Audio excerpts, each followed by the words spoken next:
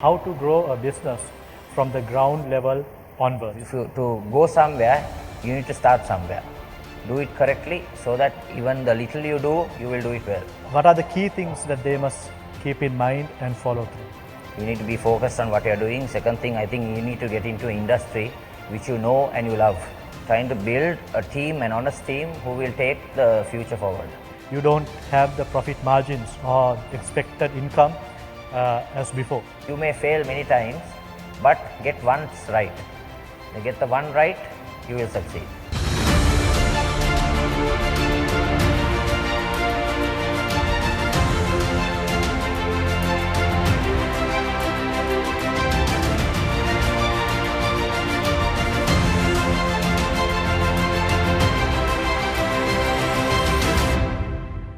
A blessed day to all of you. Once again, we are honored to meet with you on another episode of Talks with Nalaka. And by now, you know that Talks with Nalaka is a leadership program where we speak with different people on different aspects of leadership and they bring out some nuggets that you can use on your leadership journey. So today we have got a very special guest whom we will be speaking in a few minutes.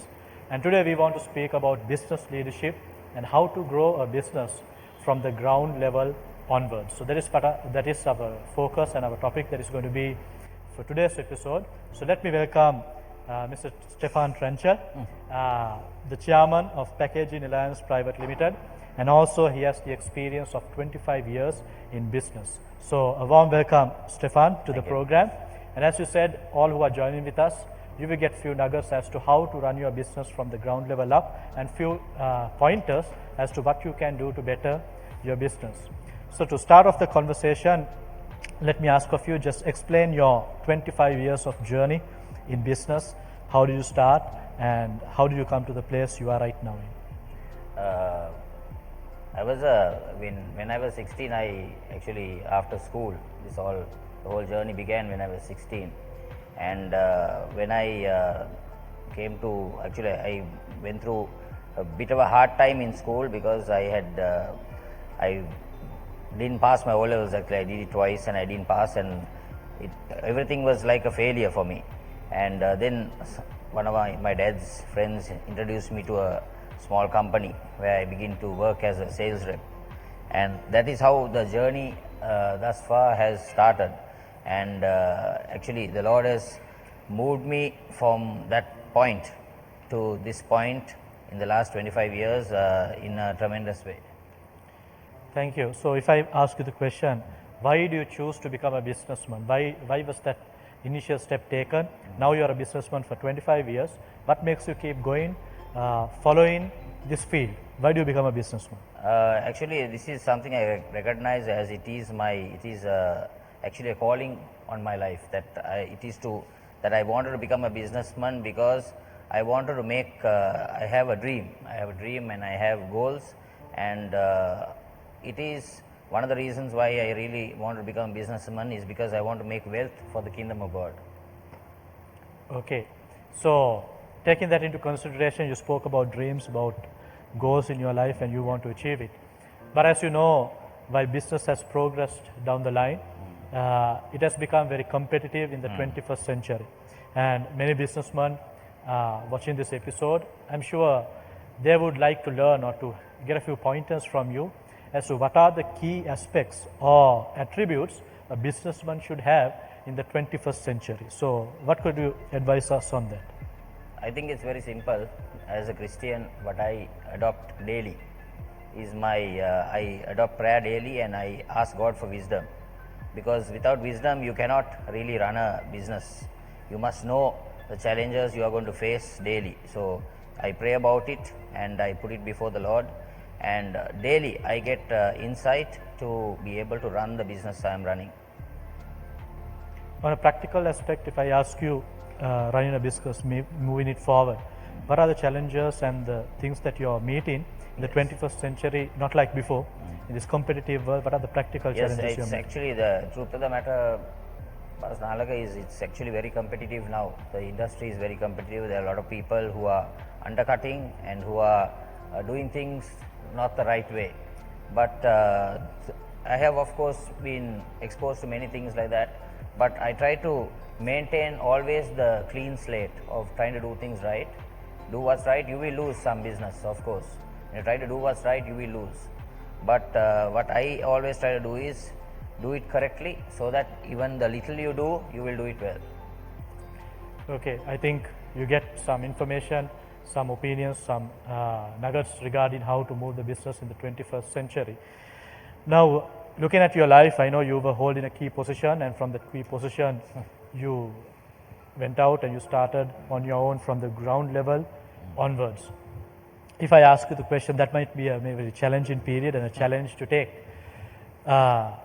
If a person listening to us is about to make that leap, to make that change, to make that decision, what are the key things that they must keep in mind and follow through? I think you need to have a big bank balance. If you're going from a big company and you're trying to start starts by scratch, I think first thing, I think you need to have your focus. You need to be focused on what you're doing. Second thing, I think you need to get into industry which you know and you love, and you have a passion of doing. Those are the key things you need to do. And also, what are the key things do you think when you're moving from the ground level towards a place that you dream, that you vision, what you just said? What are the main obstacles that you will face, and what are the key solutions that you think you can give to those problems, those challenges that you meet? Like we said before, the main obstacles we all face daily is, I think, competition. One against the other, there is a lot of competition in the industry. But what we can say is the challenges we face actually are not one of the main things I think we need to have is like a good team. I'm really concentrating on this, trying to build a team, an honest team who will take the future forward in the business. So how hard is it in the 21st century, like you're saying, team is very important. How hard is it to find a team? Can we really find a team like that? Does it take time? What is your opinion, your Yes, take now on that? I have to really elaborate on that a bit, because my immediate partner is also a Christian, and there are three guys who are in the team who are also Christians, and we are actually formed a very good network. And the main points in your business, I think key areas should be people who are with the Lord. That way you can have a proper understanding, you can be able to penetrate your dream, your vision, because they are, end of the day, they are the guys who are going to control, who are going to help you to achieve your dream and goals. Okay. So as we know, starting off a business from the ground level onwards, at the beginning, you don't have the profit margins or expected income as before. It's a challenge always. How have you navigated through this, and what are the things that you have implemented to go through this? At the start, of course, we had a few issues in the business when we started, and it's general, it's normal. When you start a new business, you go through a patch of, you have a few losses. You're going, because what happens is you're coming from a big place, you're coming and you're going by scratch. But the focus should be maintained still again, like I said, you must do what you know. Don't go to do anything any business which you don't have any experience in.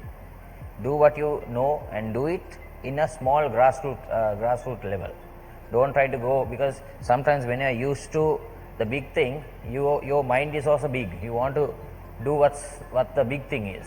But try to go do the big thing, but concentrate on the small thing first. Go small first. And then, like you said, there are some issues when you are a new player. People come and they undercut you, they do all that. Don't worry about any of that.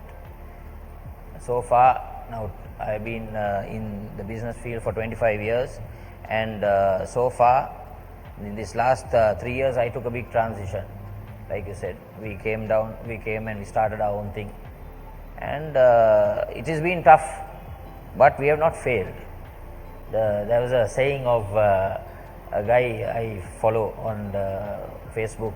His name is Mark Cuban. He's one of the billionaires in USA. He's the one who orchestrates the Shark Tank program. So the guy was 30 years ago he was a bartender, and now today his net value is around 4.1 billion. He always says this: you may fail many times, but get once right. You get the one right, you will succeed. great advice, I think, about try many times you might fail, but try at least once, get one thing right, and you might be successful. At the beginning of starting something from scratch, finances is of utmost importance. You have to be very cautious about how you're going to spend your finances. What are the areas that a businessman should be careful, that if he is not careful, he can waste finances? Is there any areas that you can give us pointers for that? In that, the financial area, of course, I think the person who is going to handle the finances, you need to get a good person who can understand, who knows, because I'm not a finance guy, I have not had that background, but I know a bit. I mean, people cannot cheat me, but I'm saying get a person who really control it and get some good advice.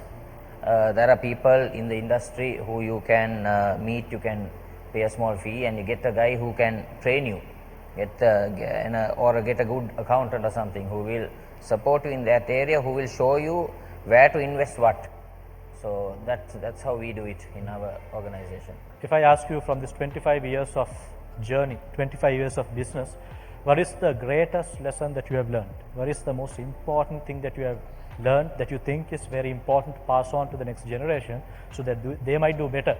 What is that greatest lesson, or what would be the greatest point that you want the next generation to catch? I think someone who believes in you. I think the greatest person in my life is my pastor, and he really believes in me, and I think that is the key area of this a business or anything, because if someone doesn't believe in you, you will not be able to move forward. And Pastor Dishan, not putting him on the pedestal, he never paid me anything, but I'm saying he is the guy he's been always behind me, saying, you can do it, you won't fail. So somebody needs to be there behind you, who is going to move you to the next level, pushing you forward. I think that is one of the greatest lessons I learned in this entire ordeal, because when you are doing well, you will not have these people. Pastor Dishan has been there from day one, but around you, you will not have people when you are doing well to tell you anything. But when you have come down and you are trying to do something on your own, there needs to be somebody, a driving force for you. For me, it's actually the greatest inspiration I have is actually Pastor Dishan, his life, the way he does things, and the way he has been speaking into my life and helping me to move forward.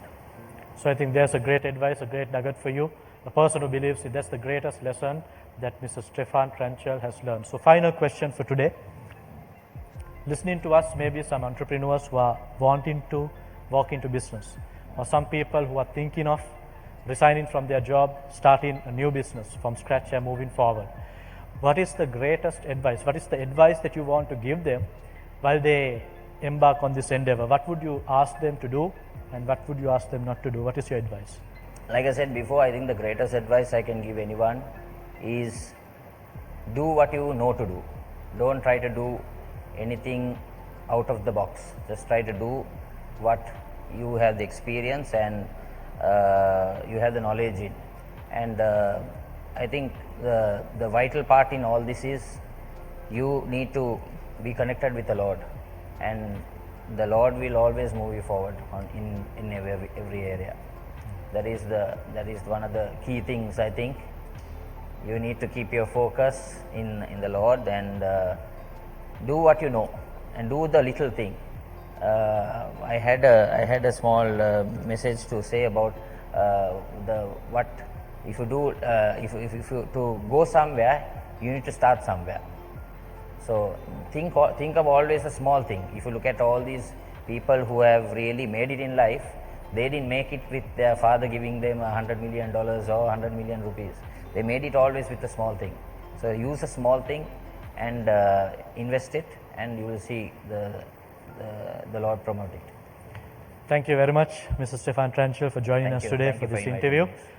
I hope listening to us, many of you got the nuggets, got what we are speaking about, and you have the essence of what you must do to embark on a successful business endeavor. So that is all we have for today's episode. But once again, next week we will come with a brand new person, with a brand new aspect and a view on leadership. Until then, it's goodbye from Talks with Nalaka. Have a blessed day.